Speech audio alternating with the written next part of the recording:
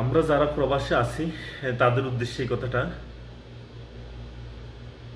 কথা হচ্ছে ভাই, সকাল 8টা বাজে যখন ডিউটিতে যাই মাথা ভর্তি টেনশন নিয়ে থাকতে হয়। কারণ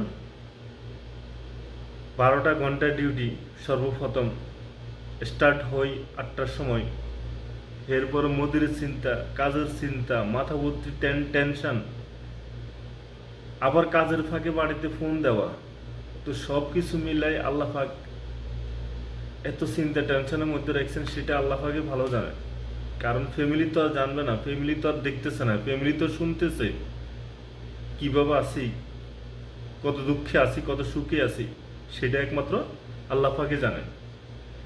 তার মধ্যে আবার এই 12 ঘন্টা ডিউটি করার পরে আবার সময় করে নিতে হয় কখন বাড়িতে ফোন দেব, বাড়িতে কখন কথা বলবো, ফ্যামিলি কি ভালো আছে না খারাপ আছে, মেয়ে ছেলে কি ভালো আছে না খারাপ আছে, সেই খোঁজ খবর নিতে হয়। তার মধ্যে যদি আবার ফ্যামিলি বলে ফোন করার পরে না আমার সময় নেই, আমি সময় করে নিতে হয়, আপনার সাথে কিভাবে কথা বলবো?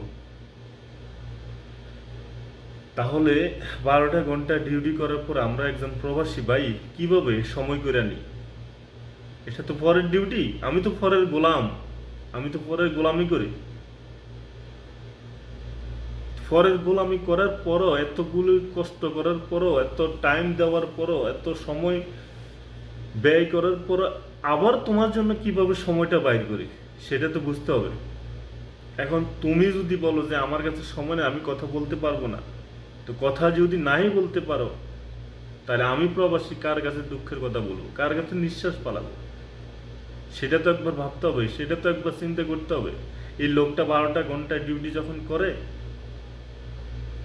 আল্লাহ পাক ওনারা কিভাবে রাখছে, কেমনে রাখছে, সেটা একমাত্র আল্লাহ পাক ভালো জানেন, তুমি তো আর জানবে না। তো সবার উদ্দেশ্যে এই কথাটা বলতেছি, কারণ হচ্ছে আমরা যারা প্রবাসে আছি বাইরে, দুঃখে কষ্টে আছি, আল্লাহ পাক সবাইকে ভালো রাখুক, সুস্থ রাখুক। এবং তার সাথে যাদের ফ্যামিলি আছে, মা বোন স্ত্রী সন্তান, প্লিজ সবাই একটু খেয়াল করবেন। প্রবাসীদের দুঃখ বুঝার মতন আল্লাহ পাক যেন তৌফিক দান করে, সেটাই কামনা করি। প্রবাসীর কাছে বলবেন না আমার কাছে সময় নাই, সময় বাইর করে নিতে হয়। তো সবার কাছে অনুরোধ রইল, প্লিজ কষ্ট দিবেন না প্রবাসী, অনেক কষ্টে থাকে একটা প্রবাসী। হাত জোর করে বলছি ভাই, যারা ফ্যামিলি দেশে আছে তাদের উদ্দেশ্যে।